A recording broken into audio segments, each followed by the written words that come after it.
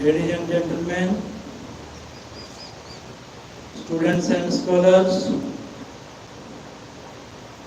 teachers and trainers, professors and professionals, those who are listening, watching from the field of science, commerce, arts and engineering, the most honorable President Prime Minister Narendra Modi ji, respected ministers and doctors, advocates, advisors, administrators and advisors, Reverend fathers and mothers, affectionate sons and daughters. I, Dr. Rakesh from USA, heartily cordially welcome all of you. Dear friends, you are listening. The conscious and subconscious minds. These are the two important terms that we discuss in the medical science. An excellent way to get acquainted with the two functions of your minds is to look upon your own mind. You are a gardener and you are planting seeds in your subconscious mind all day long. Based on your habitual thinking, as you sow in your subconscious mind, so shall you reap in your body and environment. Begin now to sow thoughts of peace, happiness, right action, goodwill, and prosperity. Think quietly with interest on these qualities and accept them fully in your conscious reasoning mind. Continue to plant these wonderful seeds, these thoughts in the garden of your mind. And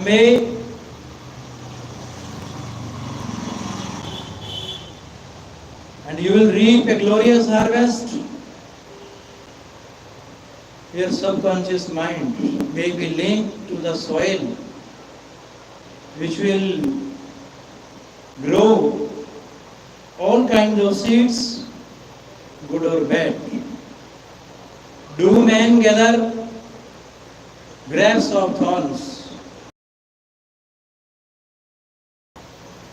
Every thought is therefore a cause, and every condition is an effect. For this reason, it is essential that you take charge of your thoughts so as to bring forth only desirable conditions. When your mind thinks correctly, when you understand the truth, when the truths deposited in your subconscious mind are constructive, harmonious, and peaceful, the magic working power of your subconscious will respond and bring about harmonious conditions, agreeable surroundings, and the best of everything. When you begin to control your thought processes, you can apply the powers of your subconscious to any problem or difficulty. In other words, you will actually be consciously cooperating with the infinite power and omnipotent law which governs all things. Look around you, wherever you live, and you will notice that the vast majority of mankind lives in the world without the more enlightened men or intensely interested in the word within. Remember, it is the word within, namely your and imagining, that makes your word without. It is therefore the only creative power, and everything which you find in your word of expression has been created by you in the inner word of your mind, consciously or unconsciously. Knowledge of the interaction of your conscious and subconscious minds will enable you to transform your whole life. In order to change external conditions, you must change the cause. Most men try to change conditions and circumstances by working with conditions and circumstances. To remove discord, confusion, lack, and limitation, you must remove the cause, and the cause is the way you are using your conscious mind. In other words, the way you are thinking and picturing in your mind, you are living in a fathomless sea of infinite riches. Your subconscious is very sensitive to your thoughts. Your thoughts form the mold or matrix through which the infinite intelligence, wisdom, vital forces and energies of your subconscious flow. The practical application of the laws of your mind, as illustrated in such chapter of, allows you to experience abundance for poverty, wisdom for superstition and ignorance, peace for pain, joy for sadness, light for darkness, harmony for discord, faith and confidence for fear, success for failure, and freedom, blessing then these from a mental, emotional and material. Most of the great scientists, artists, poets, singers, writers and inventors have a deep understanding of the workings of conscious and subconscious minds. One time, Rousseau, the great operatic tenor, was struck with stage fright. He said his throat was paralyzed due to spasm caused by intense fear, which constricted the muscles of his throat. Perspiration poured copiously down his face. He was ashamed because in a few minutes he had to go out on the stage, yet he was shaking with fear and trepidation. He said, "They will laugh at me. I can't sing." Then he shouted in the presence of those behind the stage. The little me wants to strangle the big me within. He said to the little me, "Get out of here. The big me wants to sing through me." By the big me, he meant the limitless power and wisdom of his subconscious mind. And he began to shout, get out, the big me to sing." His subconscious mind responded, releasing the vital forces within him. When the call came, he walked out on the stage and sang gloriously and majestically, enthralling the audience. It is obvious to you know that Rousseau must have understood the two levels of mind, the conscious or rational and the subconscious, or irrational level. Your subconscious mind is reactive and responds to the nature of your thoughts. When your conscious mind means the little me, it's full of fear, worry, and anxiety. The negative emotions engendered in your subconscious mind are released and flood the conscious mind with a sense of panic, foreboding, and despair. When this happens, you can, like Rousseau, speak affirmatively and with a deep sense of authority to the irrational emotions generated in your deeper mind as follows. Be still, be quiet.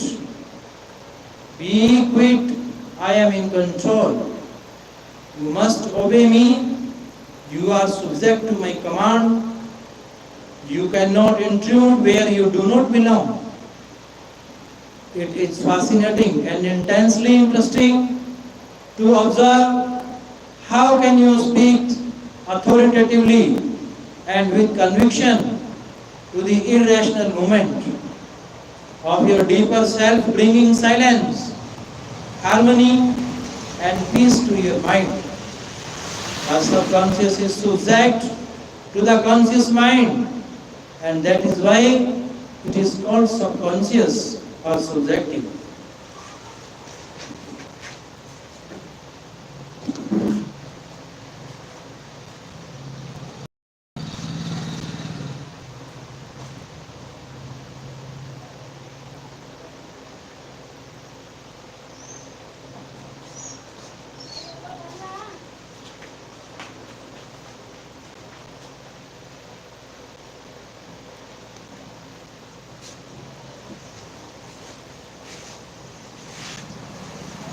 Outstanding differences and modes of operation. You will perceive the main differences by the following illustrations. The conscious mind is like the navigator or captain at the bridge of a ship. He directs the ship and signal orders to men in the engine room, who in turn control all the boilers, instruments, gauges, etc. The men in the engine room do not know where they are going. They follow orders. They would go on the rocks if the man on the bridge issued faulty or wrong instructions based on his findings with the compass, sextant, or the other instruments. The man in the engine room obey him because he is in charge and issues orders which are automatically obeyed. Members of the crew do not talk back to the captain. They simply carry out orders. The captain is the master of his ship, and his decrees are carried out. Likewise, your conscious mind is the captain and the master of your ship, which represents your body, environment, and all your affairs. Your subconscious mind takes the order you give it based upon what your conscious mind believes and accepts as true.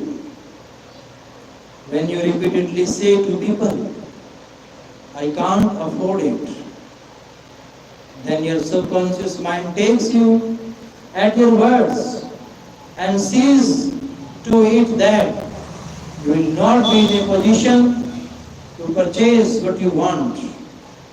As long as you persist in saying, I can't afford that, car, that trip to Europe, that home, that fur coat or ermine wrap, you can rest assured that your subconscious mind will follow your orders, and you will go through life experiencing the lack of all these things. Last Christmas Eve, a beautiful young university student looked at an attractive and rather expensive traveling bag. आगे बेटा आगे. In a store window, she was going home to Buffalo, New York. For the holidays, she was about to say, I can't afford that bag. When she recalled something she had heard at one of my lectures, which was, never finish a negative statement, reverse it immediately, and wonders will happen in your life. She said, that bag in mine, that bag is mine, it is for sale. I accept it mentally, and my subconscious sees to it that I receive it. Dear friends, learners, scholars, please wait for some time.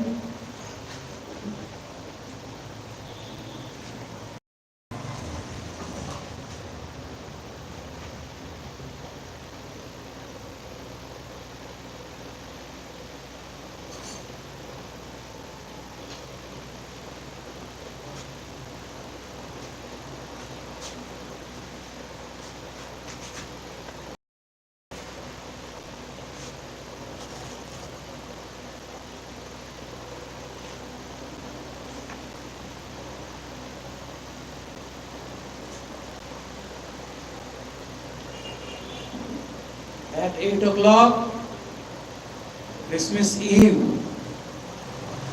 her feet. Christmas Eve, her viands presented her with a bag exactly the same as the one she had looked at, and mentally identified herself with at 10 o'clock the same morning.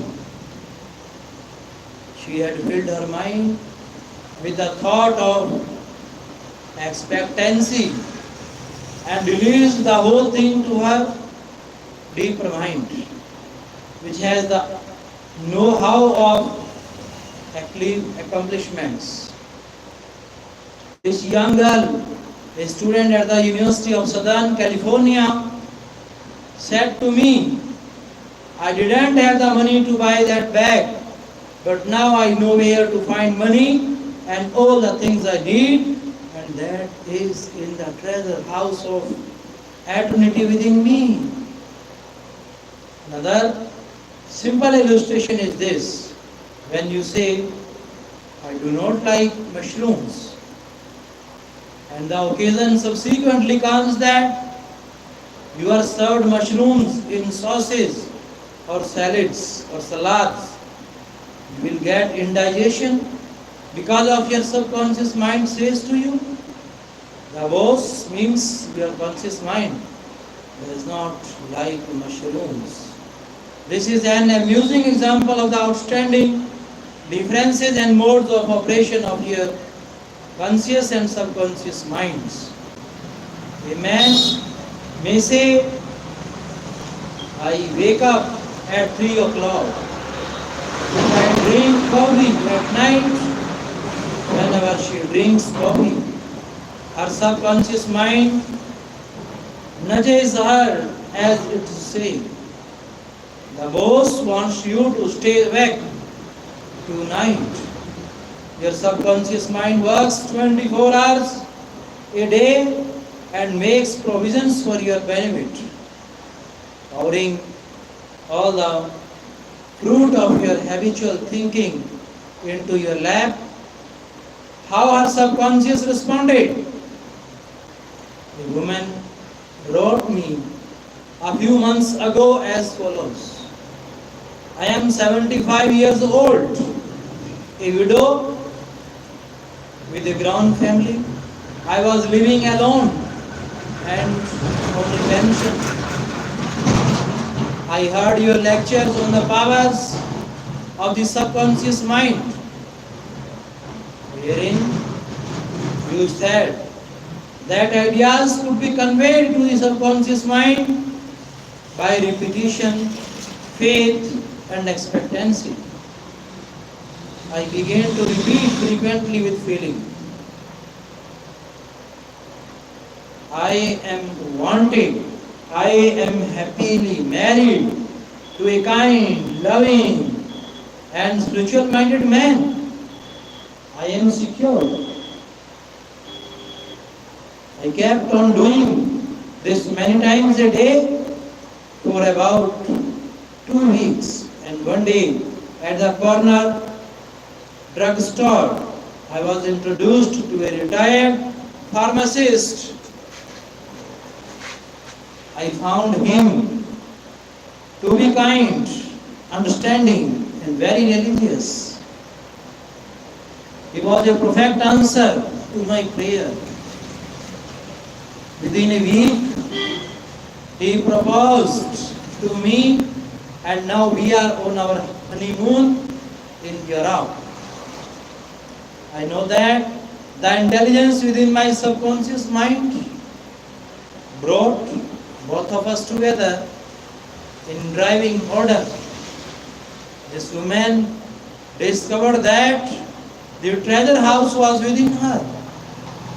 Her prayer was felt as true in her heart, and her affirmation sank down by osmosis into her subconscious mind, which is the creative medium. The moment she succeeded in bringing about a subjective embodiment, her subconscious mind brought about the answer through the law of her deeper mind, full of wisdom and intelligence, brought both of them together in divine order. Be sure that you think on whatsoever things are true, whatsoever things are honest, whatsoever things are pure, whatsoever things are lovely, whatsoever things are of good report, if there be any virtue, and if there be any praise, think on things.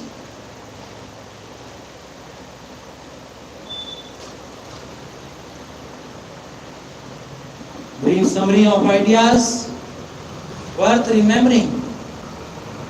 One is, the treasure house is within you. Look within for the answer to your heart's desire.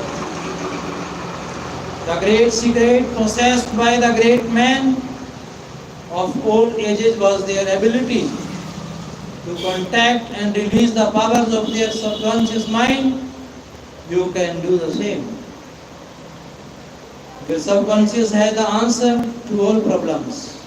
If you suggest to your subconscious prior to sleep, I want to get up at 6 a.m., it will awaken you at that exact time. Your subconscious mind is builder of your body and can lull yourself to sleep every night with the idea of perfect health. And your subconscious, being your faithful servant, will obey you. Every thought is a cause and every condition is an effect. If you want to write a book, write a wonderful play, Give a better talk to your audience. Convey the idea lovingly and feelingly to your subconscious mind, and it will respond accordingly. You are like a captain navigating a ship. We must give the right orders, and likewise, you must give the right orders, means thoughts and images to your subconscious mind, which controls and governs all your experiences. Never use the terms, I can't afford it, or I can't do this. Your subconscious mind takes and sees to it that you do not have the money or the ability to do what you want to do. Affirm, I can do all things through the power of my subconscious mind. The law of life is the law of belief. A belief is a thought in your mind. Do not believe in things to harm or hurt you. Believe in the power of your subconscious to heal, inspire, strengthen, and prosper you. According to your belief, is it done unto you? Change your thoughts and you change your destiny. How your own mind works.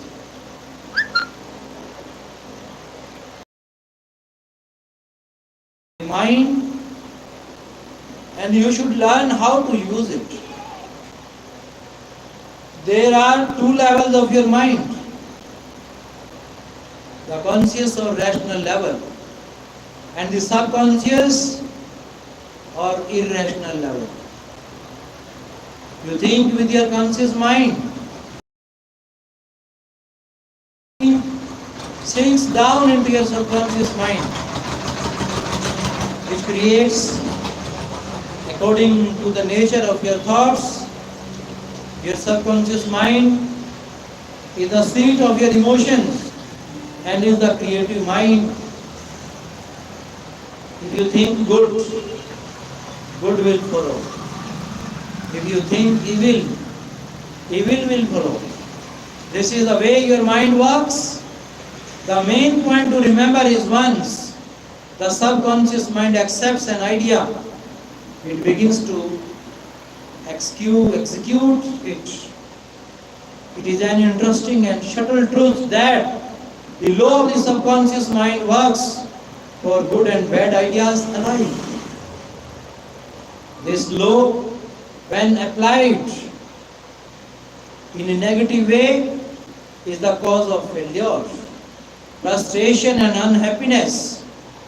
Here, however, when your habitual thinking is harmonious and constructive, you experience perfect health, success and prosperity. Peace of mind and a healthy body are inevitable when you begin to think and feel in the right way.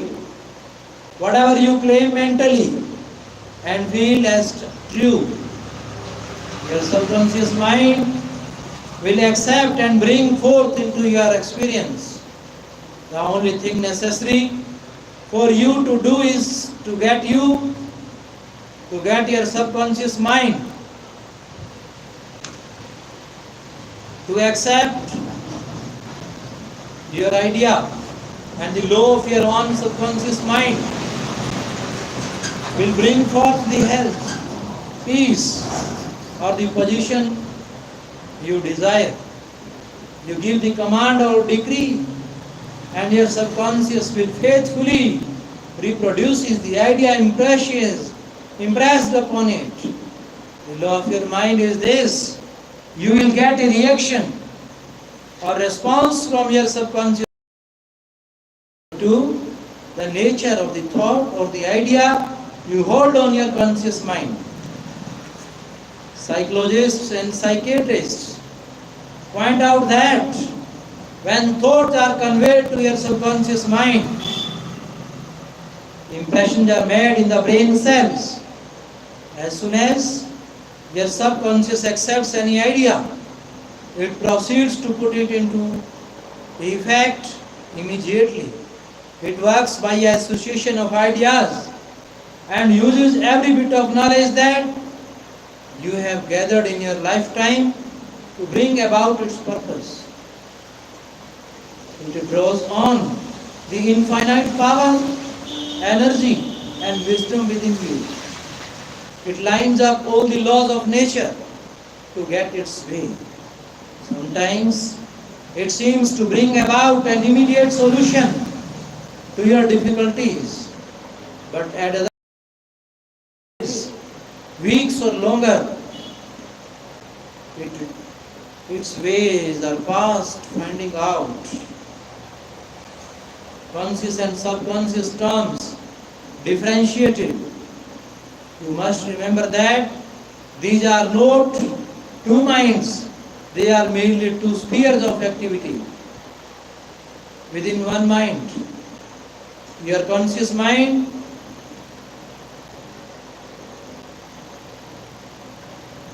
is the reasoning mind. It is that phase of mind which chooses. For example, you choose your books, your home and your partner in life. You make all your decisions with your conscious mind.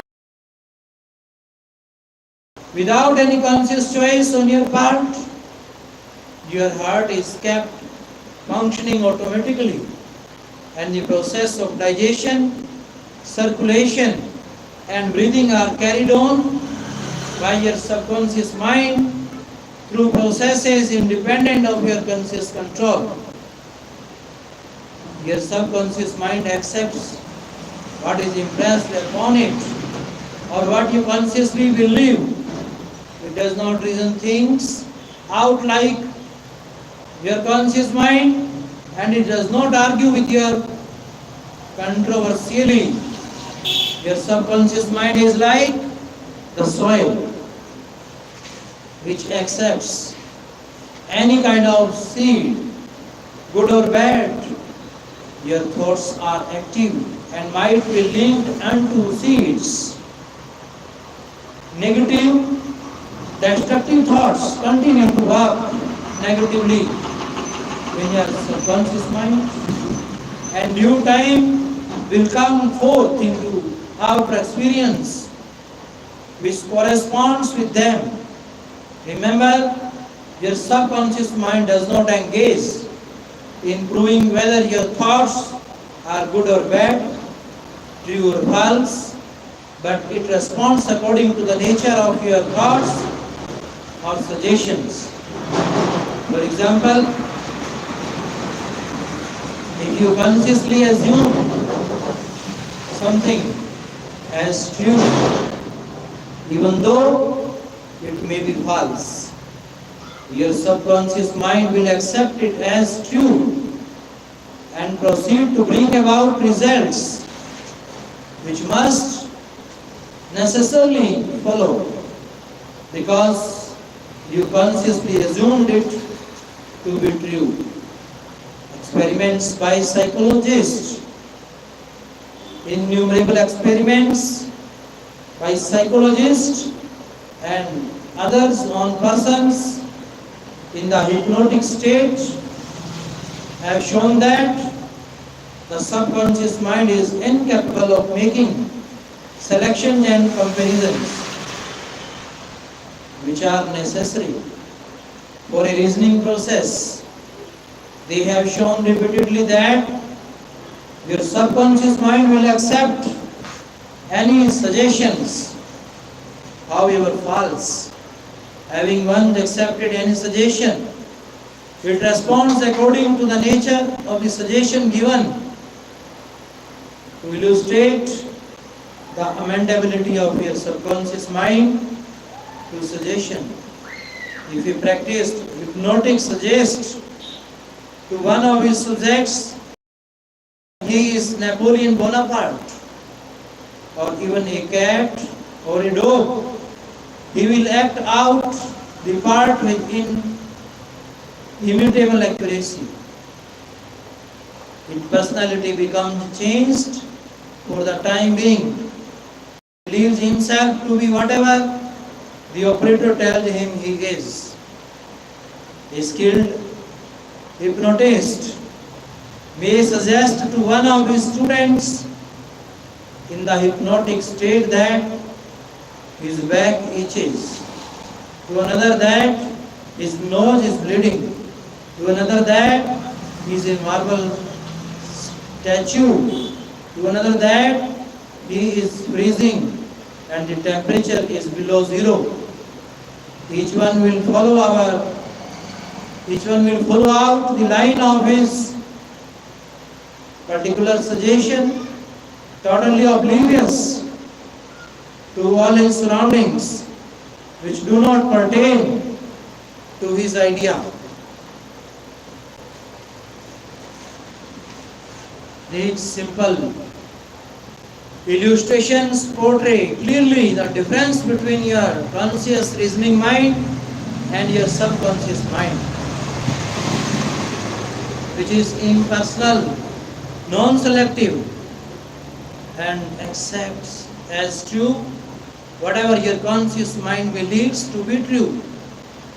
Hence, the importance of selecting thoughts, ideas, and premises which bless, heal, inspire, and fill your soul with joy.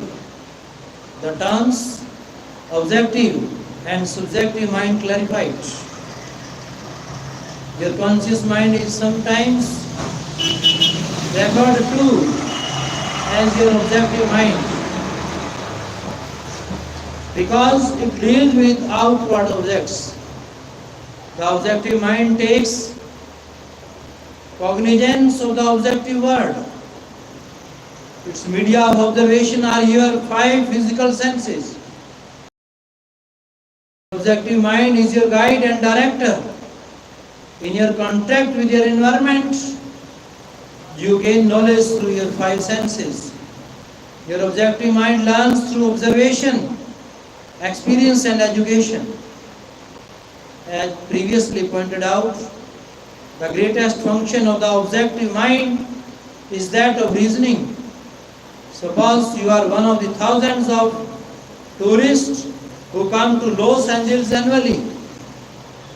You would come to the conclusion that it is a beautiful city based upon your observation of the parks, pretty gardens, majestic buildings, and lovely homes. This is the working of your objective mind. Your subconscious mind is oftentimes referred to as your subjective mind.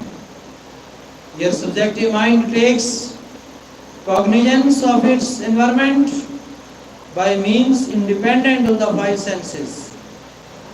Your subjective mind perceives by intuition.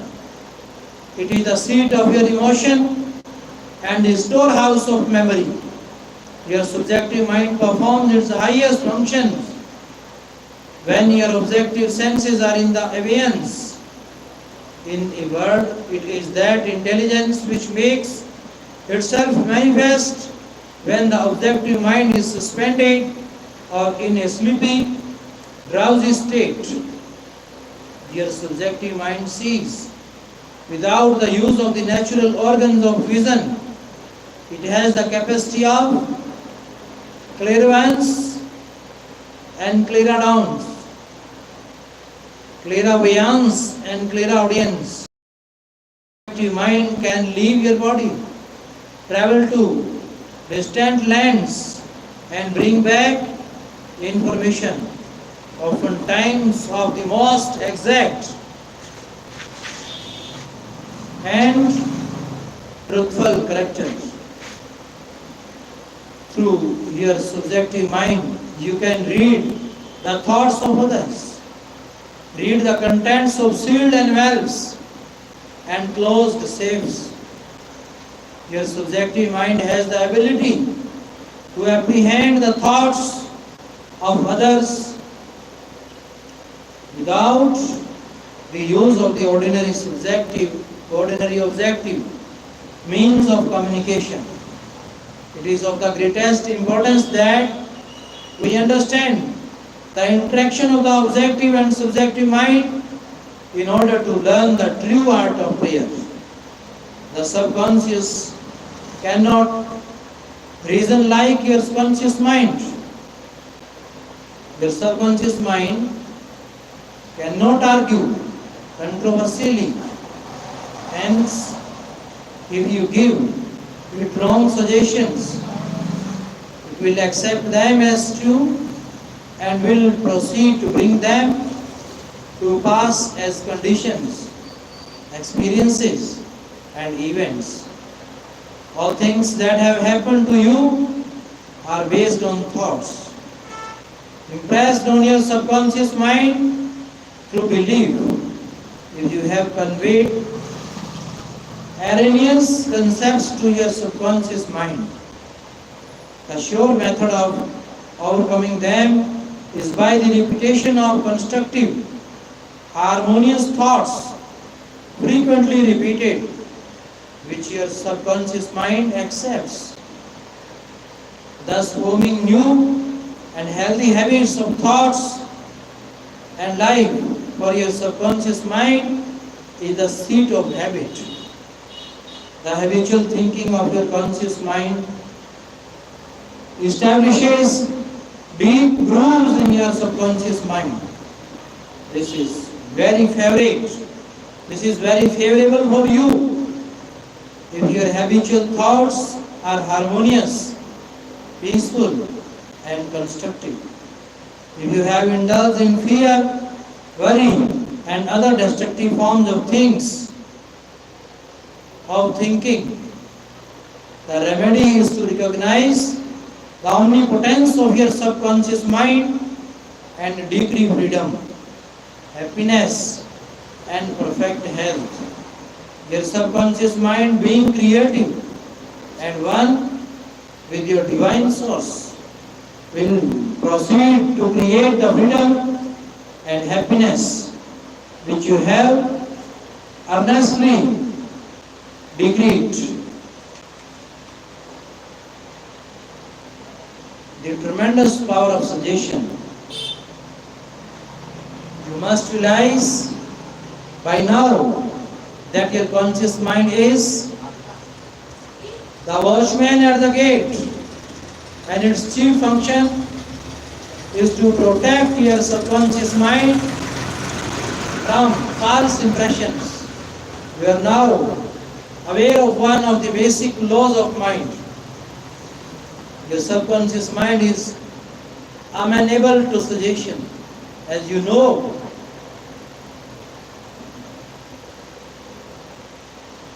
your subconscious mind does not make comparisons or contrast, neither does it reason and think things out for herself and think things out for itself.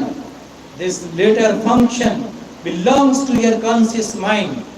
It simply reacts to the impressions given to it by your conscious mind. It does not show a preference for one course of action or another. The following is a classic example of the tremendous power of suggestion.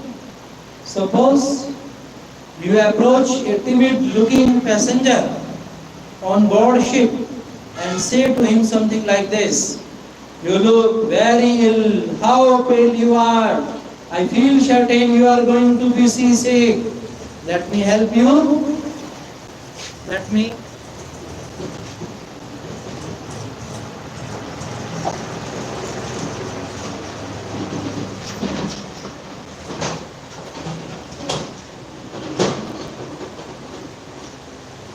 help you to your cabin."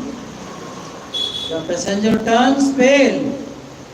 Your suggestion of sickness associates itself with his own fears and forebodings.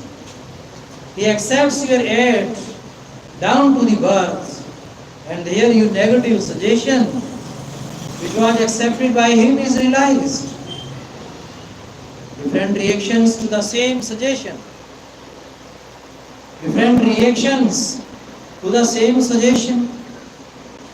It is true that different people will react in different ways to the same suggestion because of their subconscious conditions, because of their subconscious conditioning or belief. For example, if you go to a sailor on the ship and say to him sympathetically, "My dear fellow, you are looking very ill. Aren't you feeling sick?" You look to me as if you were going to be sick. According to his temperament, he either laughs at your joke or expresses a mild irritation. Your suggestion fell on deaf ears. In this instance, because your suggestion of seasickness was associated in his mind with his own immunity from it. Therefore, it called up not fear or worry, but self-confidence. The dictionary says that a suggestion is the act or instance of putting something into one's mind, the mental process by which the thought or idea suggested is entertained, accepted, or put into effect. You must remember that a suggestion cannot impose something on the subconscious mind against the will of the conscious mind. In other words, your conscious mind has the power to reject the suggestion given. In case of the sailor, he had no fear of seasickness. He had convinced himself of his immunity, and the negative suggestion had absolutely no power to evoke fear. The suggestion of seasickness to the other passenger called forth his indwelling fear of seasickness. Each of us has his own inner fears, beliefs, opinions, and these inner assumptions rule and govern our lives. A suggestion has no power in and of itself except if you accept it mentally. This causes your subconscious powers to flow in a limited and restricted way according to the nature of the suggestion. How he lost his arm. Every 2 or 3 years, I give a series of lectures at the London Truth Forum in Caxton Hall. This is a forum I founded a number of years ago. Dr. Evelyn Fleet, the director, told me about an article which appeared in the English newspapers dealing with the power of suggestion. This is the suggestion a man gave to his subconscious mind over a period of about 2 years.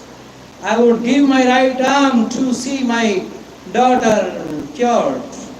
It appeared that his daughter had a crippling form of arthritis together with a so-called incurable form of skin disease. Medical treatment had failed to alleviate the condition, and the father had an intense longing for his daughter's healing and expressed his desire in the words just quoted. Dr. Evelyn Fleet said that the newspaper article pointed out that one day the family was out riding when their car collided with another. The father's right arm was torn off at the shoulder, and immediately the daughter's arthritis and skin condition vanished. You must make certain to give you subconscious only suggestions which heal, bless, elevate, and inspire you in all your ways. Remember that your subconscious mind cannot take a job. It takes you at your word. How auto-suggestion banishes fear. Illustrations of auto-suggestion. Auto-suggestion means suggesting something definite and specific to himself. Albert Parkin, in his excellent manual of autosuggestion, records the following incident. It has its amusing side, so that one remember it. A New York visitor in Chicago looks at his watch, which is set an hour ahead of the Chicago time, and tells the Chicago friend that it is 12 o'clock. The Chicago friend, not considering the difference in time between Chicago and New York, tells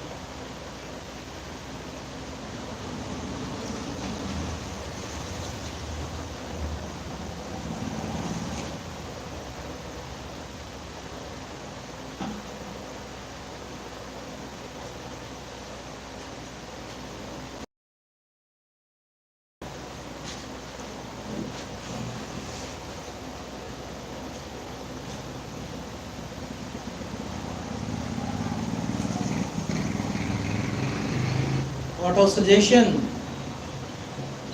may be used to banish various fears and other.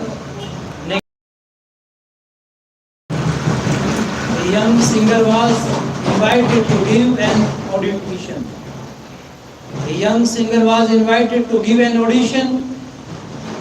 She had been looking forward to the interview, but on 3 previous occasions she had failed miserably due to fear of failure. This young lady had a very good voice, but she had, when the time comes for me to sing, maybe they won't like me. I will try, but I am full of fear and anxiety. Her subconscious mind accepted these negative autosuggestions as a request and proceeded to manifest them and bring them into her experience. The cause was an involuntary autosuggestion, that is silent fear, thoughts emotionalized and subjectified. She overcame it by the following technique.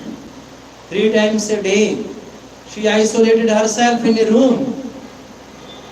She sat down comfortably in an armchair, relaxed her body, and closed her eyes. She stilled her mind and body as best she could. Physical inertia favors mental passivity and renders the mind more receptive to suggestion. She counteracted the fear suggestion by saying to herself, I sing beautifully, I am poised, serene, confident and calm. She repeated this statement slowly, quietly, and with feeling from 5 to 10 times at each sitting. She had 3 such sittings every day and 1 immediately prior to sleep. At the end of a week, she was completely poised and confident. When the invitation to audition came, she gave a remarkable, wonderful audition. How she restored her memory. A woman aged 75 was in the habit of saying to herself, I am losing my memory. She reversed the procedure and practiced induced autosuggestion several times a day as follows. My memory from today on is improving in every department. I shall always remember whatever I need to know at every moment of time and point of space. The impression received will be clearer and more definite. I shall retain them automatically and with ease. Whatever I wish to recall will immediately present itself in the correct form in my mind. I am improving rapidly every day, and very soon my memory will be better than it has ever been before. At the end of 3 weeks, her memory was back to normal and she was delighted. How he overcame? A nasty temper. Many men who complained of irritability and bad temper proved to be very susceptible to autosuggestion and obtained marvelous results by using the following statements 3 or 4 times a day, morning, noon and at night, prior to sleep for about a month. Henceforth, I shall grow more good-humored. Joy, happiness and cheerfulness are now becoming my normal states of mind. Every day, I am becoming more and more lovable and understanding. I am now becoming the center of cheer and goodwill to all those about me, infecting them with good humor. This happy, joyous, and cheerful mood is now becoming my normal, natural state of mind, and I am grateful. The constructive and destructive power of suggestion. Some illustrations and comments on heterosuggestion. Heterosuggestion means suggestions from another person. In all ages, the power of suggestion has played a part in the life and thought of man in every period of time and in each country of the earth. In many parts of the world, it is controlling power in religion.